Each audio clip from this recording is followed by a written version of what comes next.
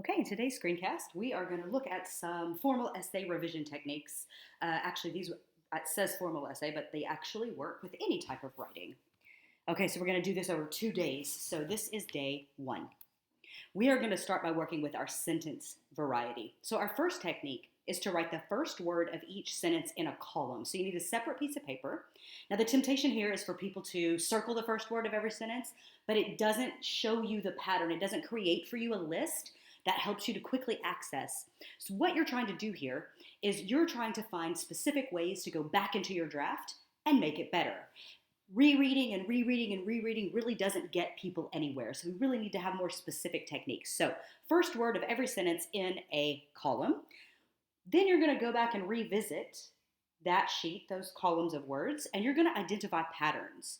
And in identifying these patterns, you're going to evaluate where you may need to consider a revision to strengthen your sentence variety.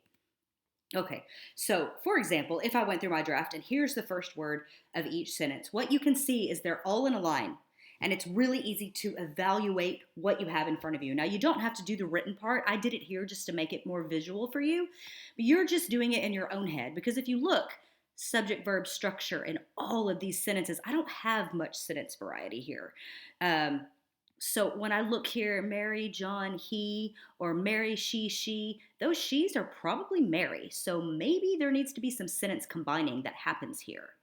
Okay, so what you're looking for is the repetition of a specific word, repetition of a sentence structure, or words that might signal a possible fragment. Now, words that signal possible fragments are also signs that you're attempting at least to use a variety of sentence types. So those are good as well. But if you have a participle like waiting, or a word like because, or a word like while, these start phrases. And sometimes students start phrases and then put a period and don't connect that to a complete sentence. So this is you see this waiting and you just glance back into your draft and make sure that that phrase has a comma after it and then is connected to a complete sentence. Now this technique, the whole purpose here is just to direct you to specific places to go back into your writing and make revisions. It's not foolproof. It's just some quick visual signals to help you to re-enter your draft. All right, so sentence variety continued. When making sentence revisions, remember all the different phrases we worked with during our grammar lessons, okay? Use them. There's a lot of different ways to create sentences. If you take two sentences that have the same subject and you combine them, how can you combine them? You can combine three. Maybe you're not just writing compound complex sentences. Maybe you're adding introductory phrases and participial phrases, ways to just add more description.